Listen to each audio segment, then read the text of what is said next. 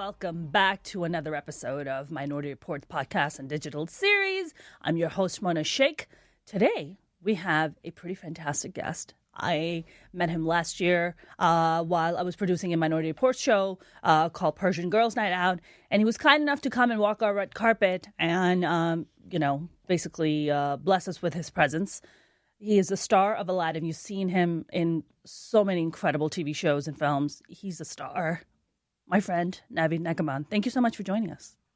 Of course, Mona John. How are you? Hi. I'm doing great now that I get to see your beautiful face, and now I'm just on the here and just like feel rejuvenated, operating on minimal sleep, but it's you. It's all you. The tea. I love the tea. I remember coming to your sitting in your studio where there's a ton of construction going on. It's still going on. It's not finished. It's just crazy. It's nonstop. So one of these days you should come over here. I will give you some hammers and nails and gloves and just put you to work. You want my nails chipped? Look at my nails. Do you know how much they cost? Oh my gosh, I'm so sorry. Okay, now you can come here and kind of, how do you say? Make you tea? I'll make you chai. How about I make you chai? Oh, I love the chai. That's fantastic. That's good. Just the chai. I'm coming over just to make the chai and then watch you do like manly stuff. I grew up with older brothers, so I did a lot of manly stuff growing up too. But I just now a lot of my estrogen is kicking in, so I just try to do a lot more girly shit than usual. Oh, come on. We're all good. We're all good. Well, so tell me, how are you doing? How's everything? Everything is great, we have the podcast and digital series here now. We launched it in Vegas, so my studio is in Vegas, which next time you're in Vegas, you should definitely come in, drop in, and, it's so much better definitely. It's so much better to have your face right close to me rather than over the internet over here, so... Oh, please. Over the internets. So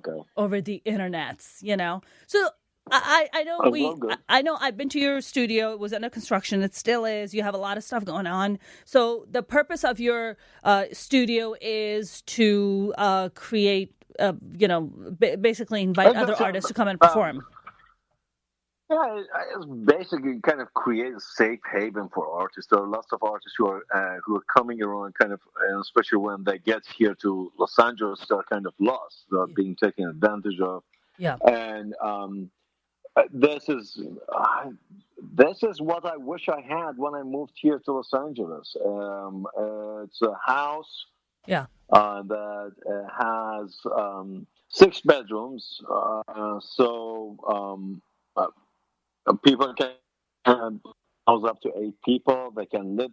They can sleep there. Yeah. There's a mechanic shop. There's a studio space that they can come and work in the studio and just create paint. Just even if somebody wants to go and do kind of like a podcast like you, there's a sound room that I've created in the house, so they can come and play.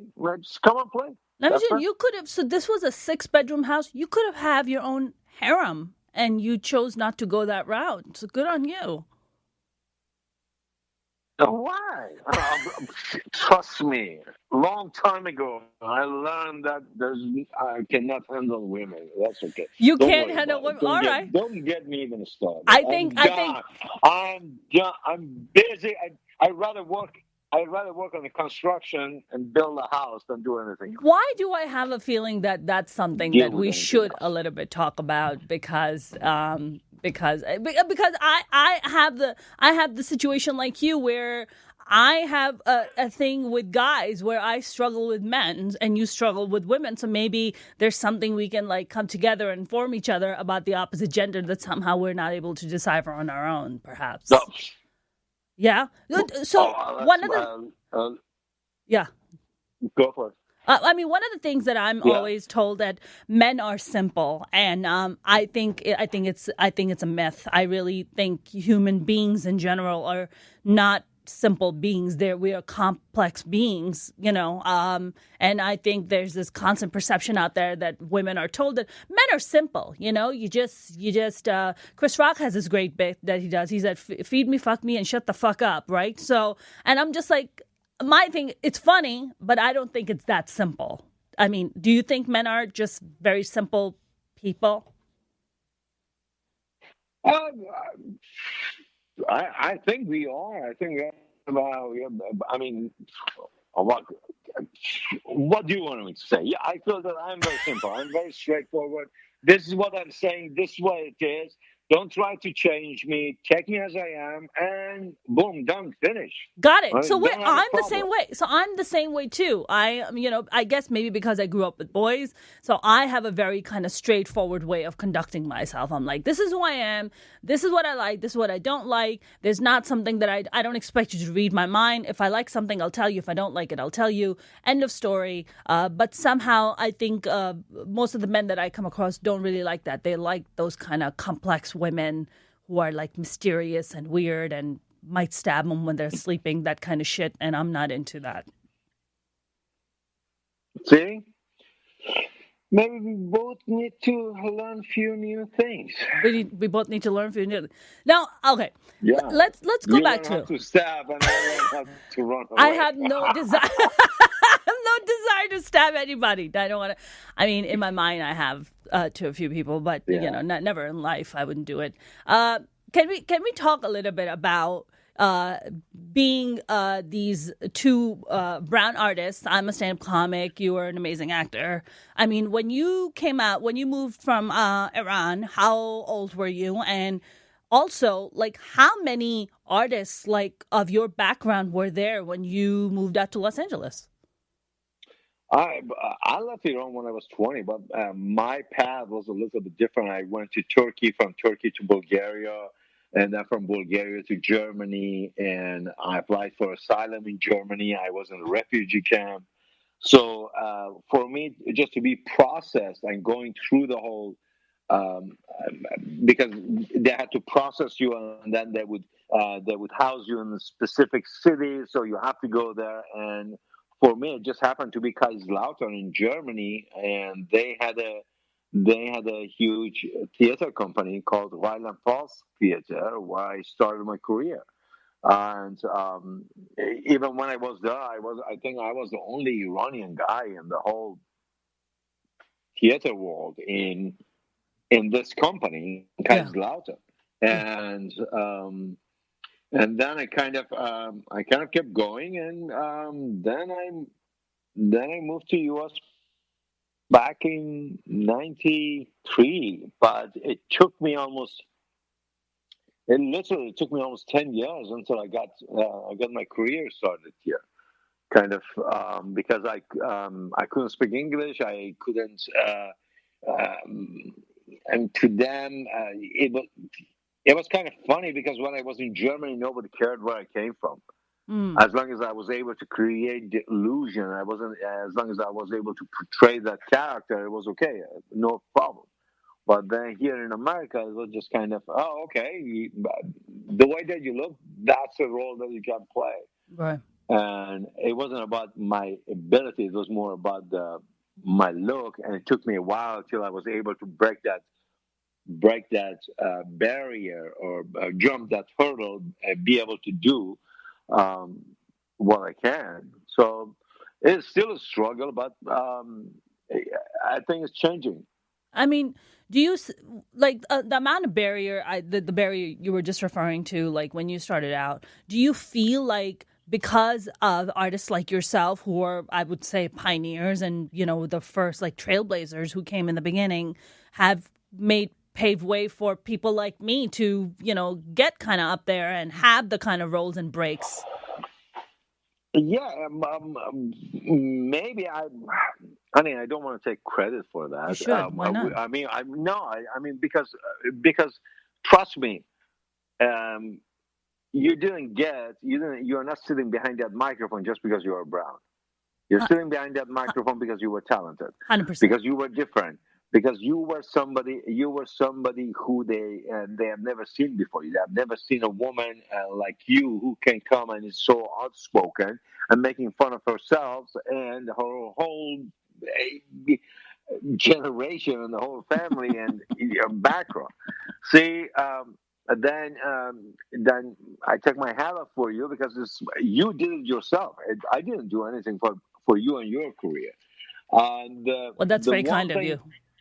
The one thing is that you're welcome. The one thing is that we had to go through we were struggling. And I think one of the things that we did, we were able to kind of, in our own way, we were able to kind of educate the industry. Okay, what is being an Arab? What is being in what does it mean to be a Pakistani? What does it mean to be an Afghani? What does it mean to be an Iranian? And not all of them are the same. So the languages are different. Yeah. The looks are different. So I remember it was a time at the beginning when we were going to some of these auditions. You could have just go Elizabeth Guttural and just speak gibberish, and that was good enough for them. And you have the part, right? If you can do that, right. But now they are more responsible. The writers, we have much better writers. The writers are educated. The writers know what they are writing, and I think also the audience became more sophisticated. Yeah. And now the audience is kind of catching them in the act, and if they are doing something that they are not supposed to be doing, the audience will tell them, "Oh, well, that's not right. This is not what you're supposed to do." Right. And with all these platforms, is making it much easier. The only thing is that we need to kind of. We need to be willing to take a chance, support each other, back each other up, and create or tell stories that we want to tell. Right, 100%. I mean, like, you were just talking about you still have like challenges and barriers. I mean, you have such an incredible body of work. I mean, one of my favorite roles that I saw you in was playing the devil, and you're speaking Farsi. I mean, my God. Did you ever imagine that you would get a role where you have the opportunity, where you get to you get to create this incredible character and you get to speak your mother tongue? Like, when do we ever get to do that? No, they were actually they were very supportive. I mean, Noah and the whole thing,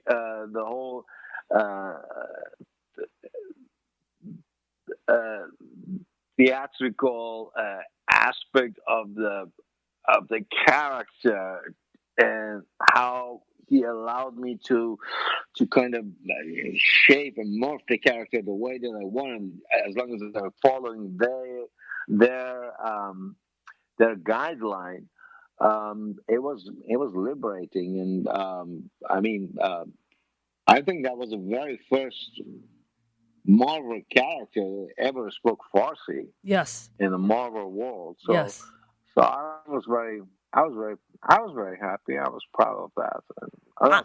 I was proud of it. I mean, my God, I remember seeing it. One of my absolutely favorite movies of all times is The Devil's Advocate. Right. So I just loved Al Pacino's character playing the devil. And I often wondered what it would be like if it got turned into a TV show in current setting and everything that's happening in the world now, where the devil is basically seducing these people in power to come and switch teams and be on his side. So if they ever make that, I think you should play that role. You should play that role. No, let's do that together. Why? Why are we waiting for them to do it? You want to do the movie, write the script, then let's do it. Let's do it. I'm talking about a TV show. I'm talking about a TV show where you get to play the devil who gets to speak Farsi and other languages. Let's do it.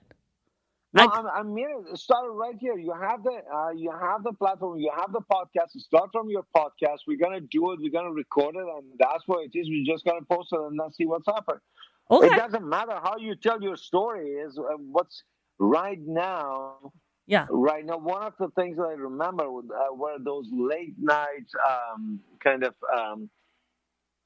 late night radio dramas that we used to listen to. I mean, we used to fall asleep by listening to them. Yeah. And they were just the stories that bunch of actors are coming and they're telling the stories. Or it was a lady who, my gosh, it was an older lady when I was back home. She had her own radio show, and she would come and sit and tell us these stories with her warm voice. And it was just, why not? Maybe you can do something like that. Okay, let's add another 20th thing to my plate. Let's do it. I'm down for it. While you're constructing, I can. Enough. While you're doing the construction, I can just walk around behind you and just we can start writing dialogue and start writing the story out. Why not? I can bring some chai over, bring some kebabs. Just perfect. Make it a whole brownie thing. Now, come on over. Make it a brownie event. I'm all about that. That's fantastic. I will bring the brownies. You'll bring the brownies. Awesome. Here's a question I have. Why do some Persians say that they are not brown and they are Caucasian? What is that about? Well, honey, you should ask them when they're saying what they are. Why am I responsible for what others say? I think the race itself, the background of the race, is Indo-European, and because they are Indo-Europeans, and that's the reason that they are saying they are Caucasian. Got it. It has gotten mixed. Right now. I don't even know what they are. I don't know what we are. I mean, we should go and get those 23andMe. What's that? 23andMe. Yeah, we should. See, I don't want to do that. I don't want to do that. Why not? I'll tell you why. I have a whole philosophy behind it. So I grew up under a dictator. I grew up under a dictatorship in Pakistan, right? So Ziaul Haq was a dictator who was in power at the time. And one of the things that I saw what they would do is that if you had an opponent, you would find evidence against them planted at some criminal site and then arrest you on some bullshit ass charges, right? Because you were in opposition to the person sitting in power. So now, given the current climate that we're sitting in, 23andMe, the government can easily go and access that information. If it's the U.S. government, if they show up to a company and say, "Let me get access to in your entire customer, DNA," and then they start, God forbid, tomorrow we turn into a dictatorship. You don't have to give them your name. You don't have to give them your name. They have your DNA. They track you down by your DNA. How are they going to track you down with your DNA when you don't have it? When you don't have a DNA, your DNA is already there. Yes, but here's my thing. You have to give your name. I believe my understanding is that when you do the 23andMe, you have to give No, you don't have to. You don't have to. Have you done it? You don't have to. No, I haven't done it, but I know people who they haven't done it. They haven't given up their name. They didn't give their name. My thing is that I get a little paranoid about giving access to people to my DNA. You're not getting access to my DNA. Fuck that. Oh, come on, honey. What do they want to do with your DNA? I don't know what they want to do with my DNA. I just know that sometimes I get randomly selected at the airport for reasons beyond my comprehension. The way the government is going and the way that things are right now in America, the political climate, it makes me a little nervous. I had brown friends, fellow Pakistani and Muslim friends who told me that they were being stopped at the airport. They got stopped at JFK. They were pulled over to the side and were asked to show their social media as to what they were posting, because what they were looking for is if they were posting political things against the government. Can you believe this shit? That's wild. This is in America. That's wild. Welcome to America. That's terrifying to me. Thank you for calling. But that's terrifying because I'm just I'm not giving up my DNA. What are you, nuts? I'm not doing that. No. Yeah, but the thing is that right now, what kind of phone do you have? I have an Android. Andrew, oh, very nice, very nice. You don't have the facial recognition software on that, do you? Well, it has Or a are you camera. using that? Listen, it has the Are, camera, so God are knows you what they using? do. I'm all over the Yeah. internet. I'm all over the internet. The only thing they're So not going to get access to is my DNA. That's it. That's the only thing they don't your get access DNA, to. they already have your DNA. I don't know about that. I don't know unless they're Oh, following me come on. down at the doctor's office or they're following me down at the hair salon to get clips of my hair. No, no. When did you come here?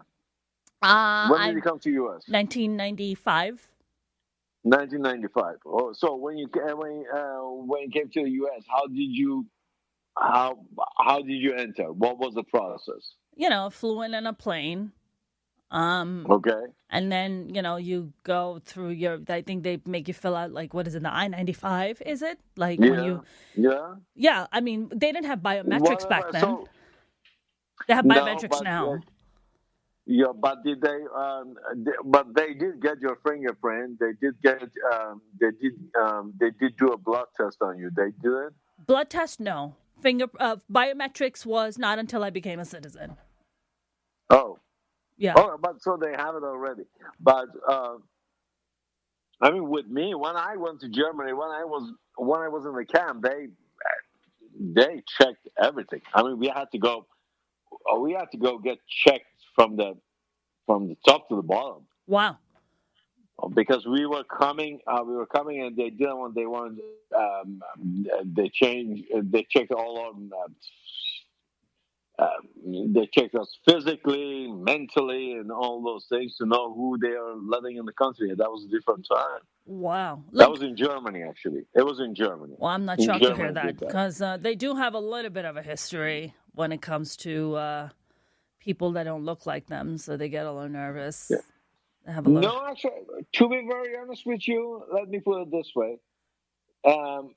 Germany, when I was in Germany, even to this day, you go to Germany, you go to Berlin. Yeah. You go to Berlin, and the moment that the sun comes up and you find a patch of grass, on that patch of grass, you can see a family with a hijab, and they're sitting and they're barbecuing, and the kids are playing soccer and all Yeah. those things. They're kicking the ball.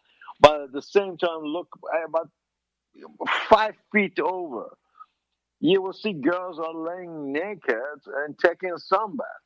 Yeah. Nobody even bothers to look at each other.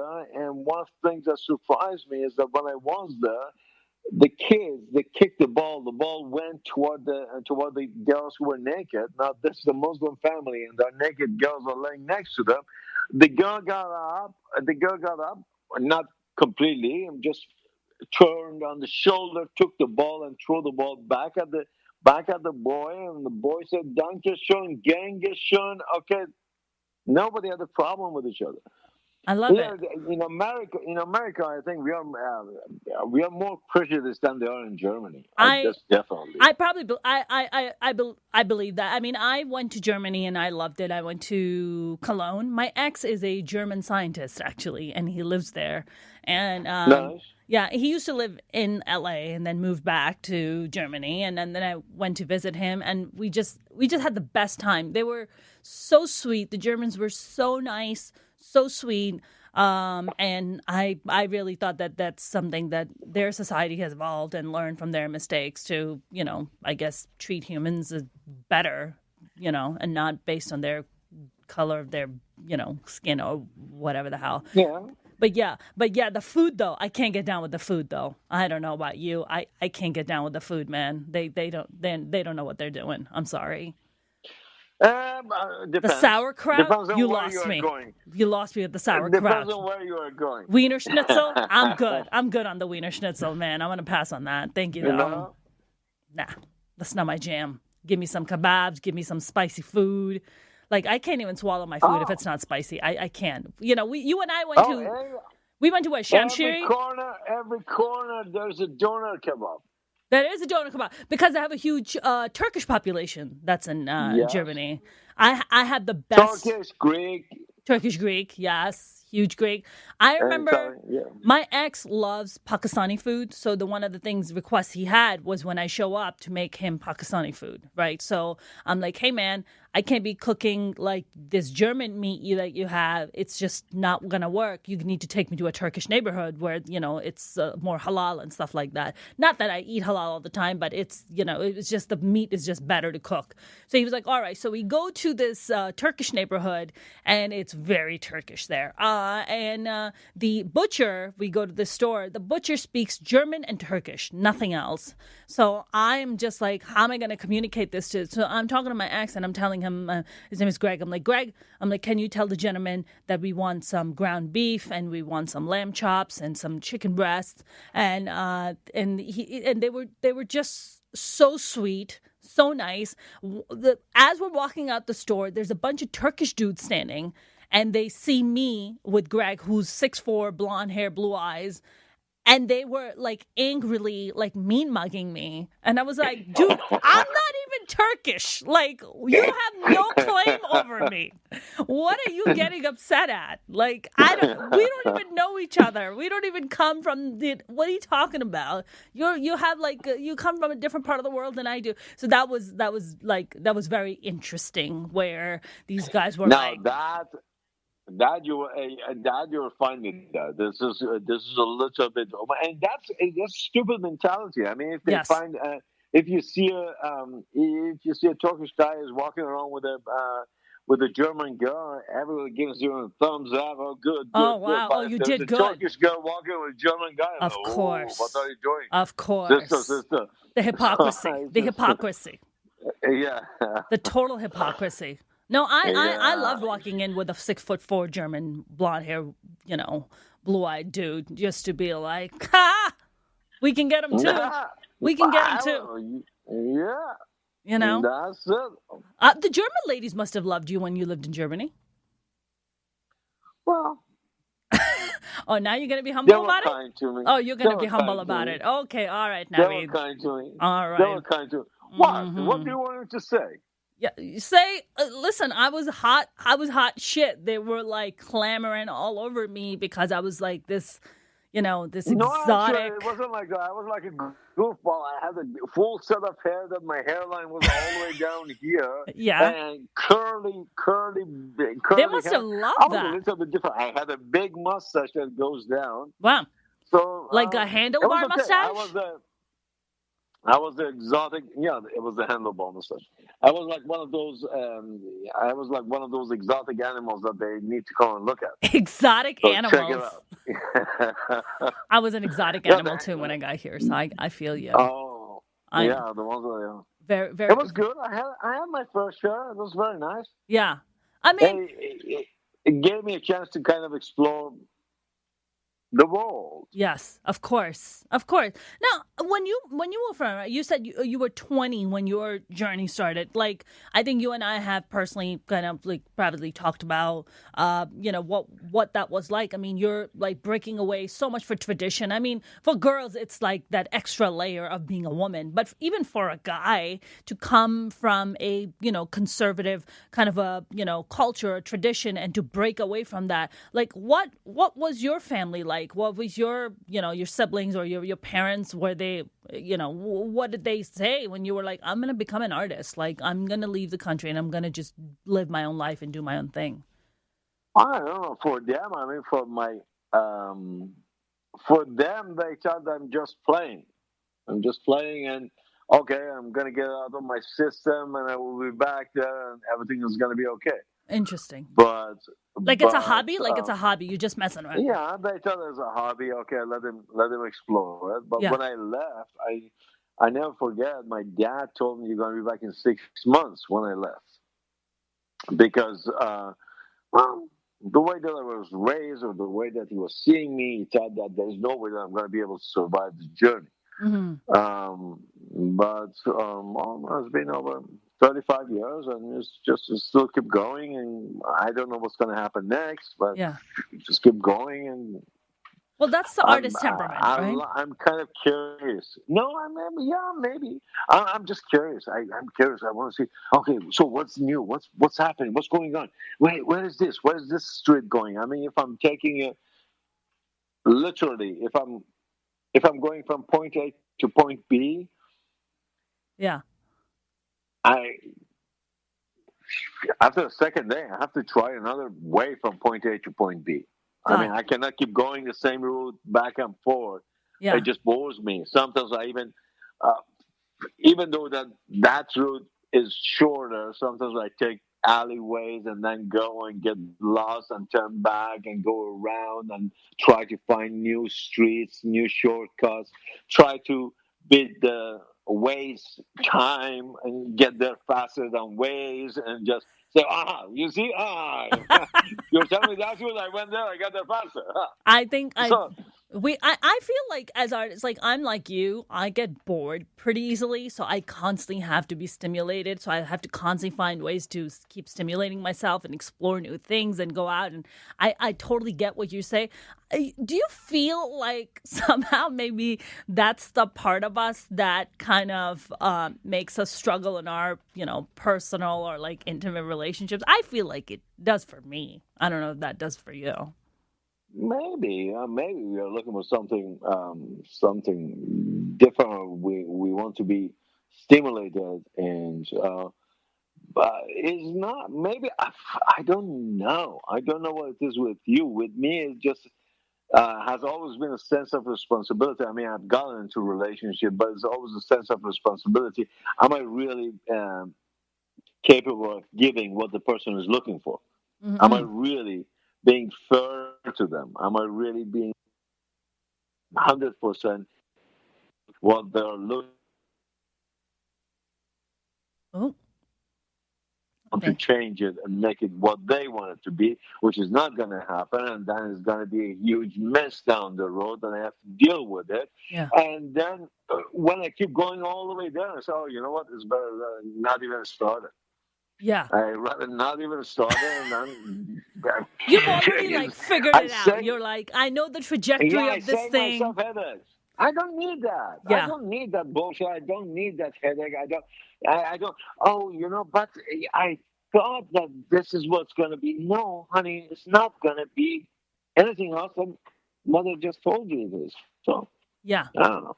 Yeah. No, I'm totally with you.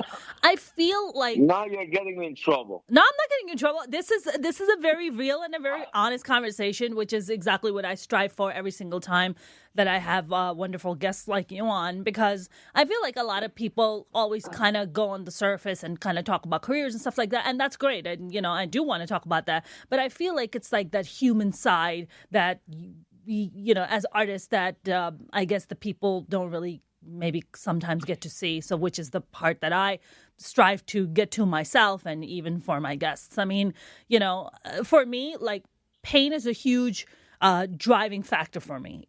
Pain and Hmm. trauma. Is that the same for you? Yeah. Yeah. But at the same time, I don't want to. My thing is that I don't want to cause pain. You don't want to cause I pain. Yeah. I don't want to create drama. I don't want to deal with the drama. Yeah. I deal with the drama just when I'm in front of the camera. I'm very simple. I'm very easygoing. I don't want to change you. I don't want you to change me. Yeah. If we are supposed to enjoy each other's company while we are together, that's what it's supposed to be. If not, I don't have to force you to be what I want you to be, because when I met you, Yeah. I liked what I saw, therefore we started talking. If Yeah. I want to change you, then you're not what I saw and I liked the first time, and that's something that the people they don't understand. Oh, I saw you doing that, but I think this is better if you do it. I have to save you, and this is how you need to behave. I mean, you can give me suggestions. You don't have to change me. Right. Let me be. That's interesting you said about the saving part. I was a rescuer for the longest time. I've always been in relationships where I always have to rescue or fix the broken person. And, after 13 years of therapy, I have finally figured out why that is and why I was trying to do that. I grew up in a family. I have, like I mentioned, I have four older brothers. My dad had a really bad temper. He was, not exactly in his right state of mind. Very successful guy, very smart guy, very ambitious, pretty fantastic guy in that sense. But like when it came to family and personal stuff, he just had a lot of issues. He could get very, very violent. He used to be very violent with my mom. He was very violent with me till I was like 15. So for a girl, when you had that kind of a broken or a fucked up relationship with your dad, you're just kind of trying to fix that subconsciously for the rest of your life with every man that you're going to meet. And I think I've been trying to do that for such a long time. And it's taken me 13 years of therapy to finally kind of get to a place in my life where I'm just like, okay, I understand. I no longer consciously want to be with somebody where I have to rescue them and I have to save them. Do you feel like you also have like that rescuer thing where you have to rescue people or save people? Like, do you have that? Yeah, I think I had it, but it wasn't about say. I don't know. It wasn't that much about saving. Or maybe it was about saving. I would end up there, and I would say, okay, if somebody needs to lean on me, I'm strong. I can hold it. That's okay. Let them lean on me to feel strong enough so they can stand up on their own. I personally I like strong people. I like people who can stand on their own 2 feet, and they believe in their own self-worth, who Yes. they are. It Yes. doesn't matter what they are. It Yeah. doesn't matter what they do, as long as they respect themselves for doing what they are doing. I'm happy with it. Right. But the struggle has been that sometimes you are see. I never mind.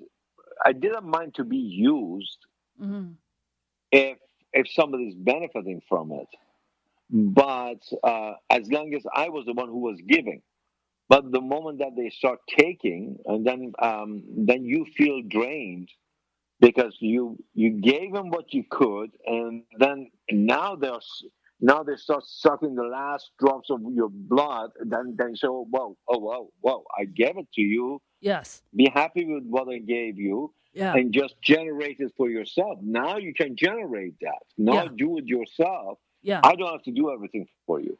Yeah. So I so that is a struggle a little bit. Yeah, no, I totally am with you. I mean, I know that like a lot of my guests that come here and we talk about this quite a bit about how pain and trauma drives them. So I think that's one of the key factors as artists, like how it's also a lens. It's basically a lens that we have that how we see the world. Right. This is the way everything goes through that filter. Everything. Right. Yeah.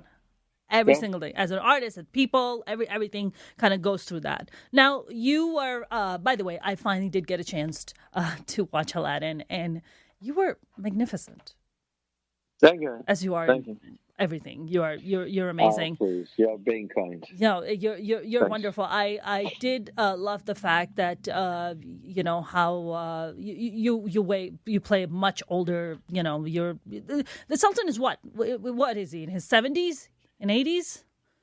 Yeah, he was supposed to be in his late 70s, early 80s. Yeah, and he's like he's so much older, and I just loved watching you. What was that like working with Will Smith?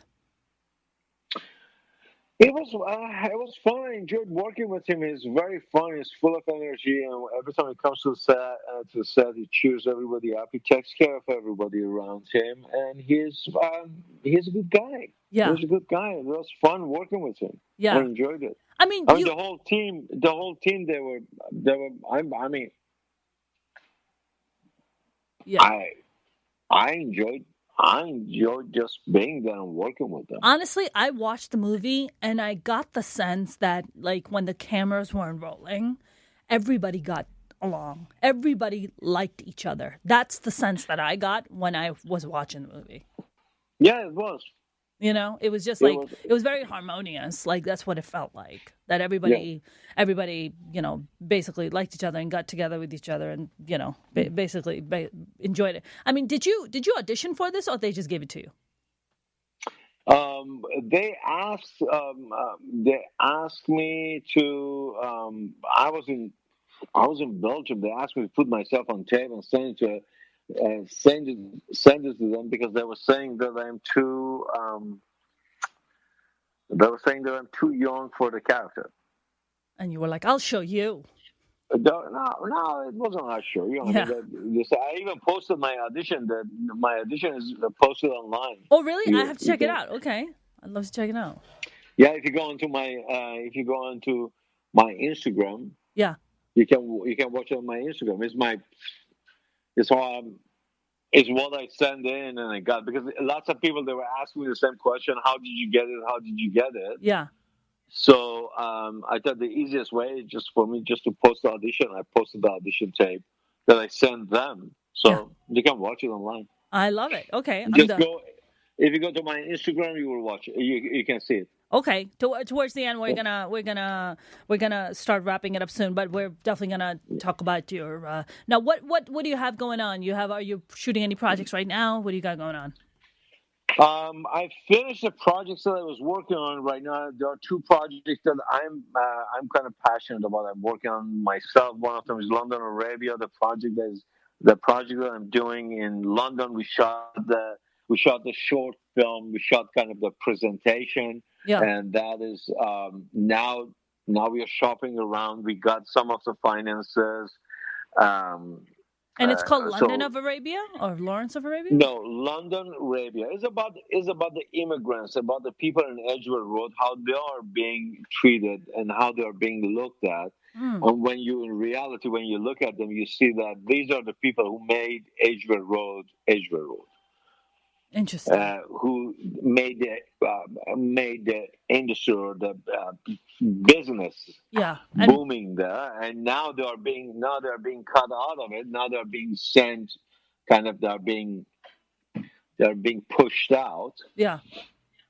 What's and that was that's the movie that we are working on, and then awesome? it's been good. It's been very good. I met some very interesting people, inspired by some true events, some true characters.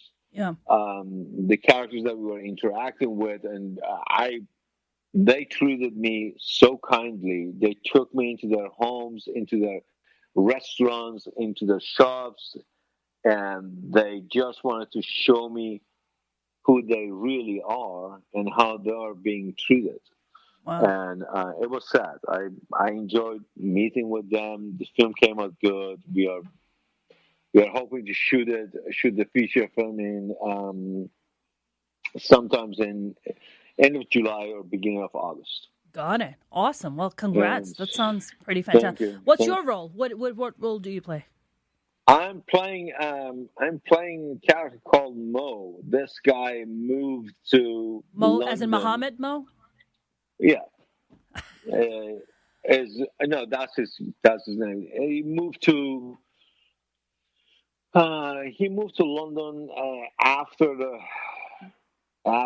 first war that happened in Iraq, and he has lost his whole family. Now he's there, and he has this basically kind of like a center for all these immigrants that they come over there. As a restaurant, it's one of the hottest restaurants there, Wow. and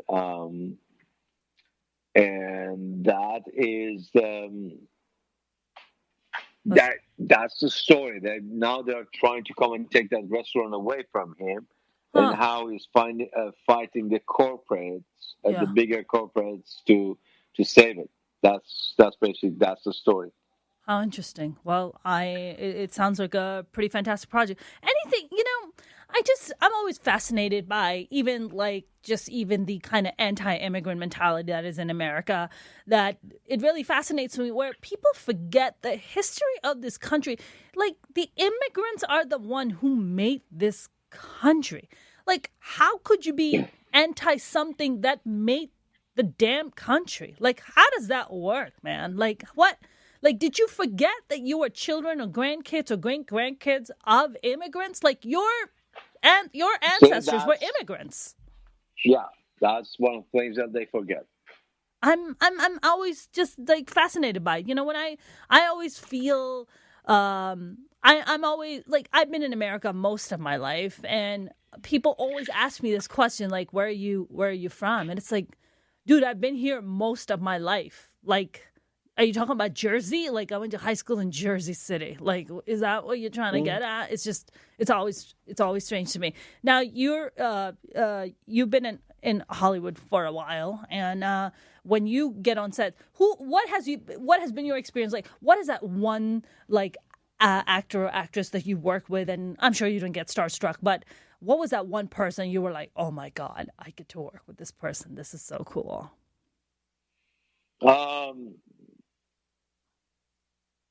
I mean, on the set, I've had the opportunity to work with some very fantastic actors, or across from some of the amazing actors. Yeah. I really enjoyed. There being. See, the thing is that it's crazy. It depends on the character. Depends on the situation that they were. Each of them, they gave me something. Yeah. And I truly enjoyed it, but. What was the one that like really stands out that you're just like, that was really something? I worked with Tom Hanks when I did Charlie Wilson's War. Yeah. And after I was done shooting my last scene, because he was watching me how I'm going around, there were tons of Afghans, and I was dealing with the Afghans, and I was also working on the set. My character was a translator. At the same time, I was also helping, dealing with the other Afghans and translating. Yeah. Translating for them, because there were lots of Afghans that they weren't speaking English, or they couldn't understand. So my character was a translator. At the same time, I was also translating. I was also trying to translate. Got it. Because they speak Farsi too there.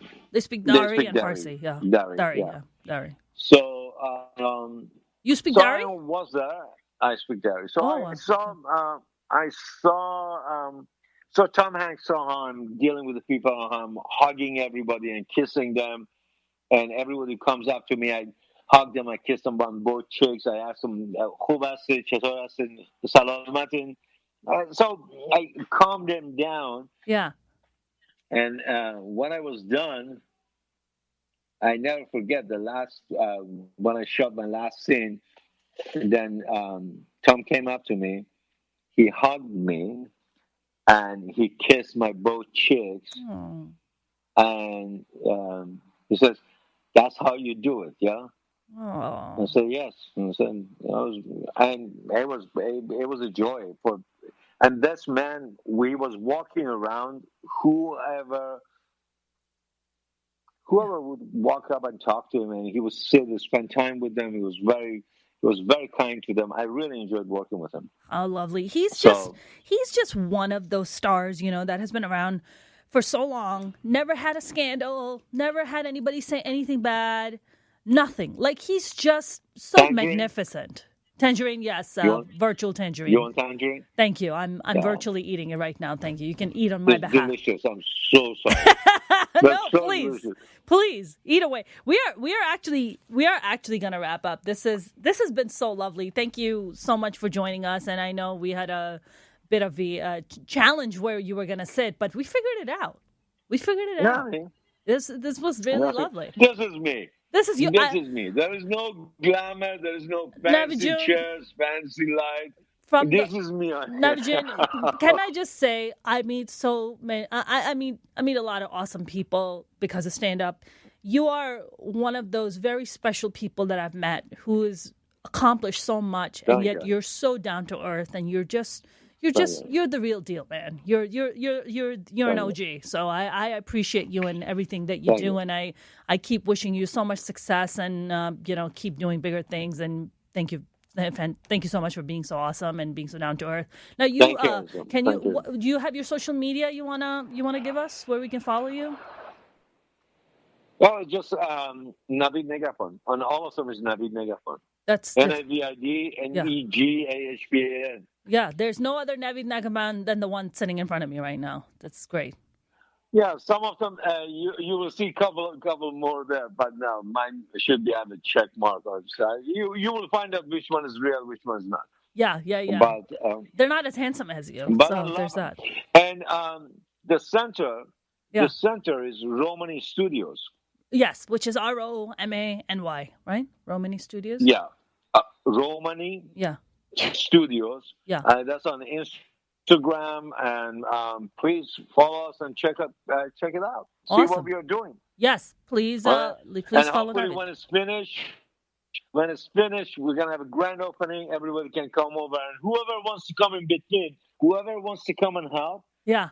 Please, this is yours. Come and join forces and help me to finish I'll do you one better. Sure. How about I show up and do some stand up and maybe bring a comedian or two with me to come do some stand up for you guys? How about that? I will love that. Yeah, I will love that. I'm down. I will love that. I'm down. Let's do it. I will love that. Thank you so very much for joining us. I adore you. Thank you.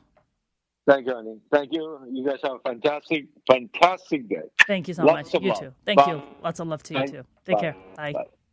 Bye. That was the amazing NAVID NEGHABAN. This was honestly one of my favorite interviews. He's just so awesome and kind. And before we wrap up, please do not forget to subscribe to our channel on YouTube. Don't forget to follow us on Spotify, iTunes, Apple Podcasts. I will see you next time. I'm your host, Mona Sheikh.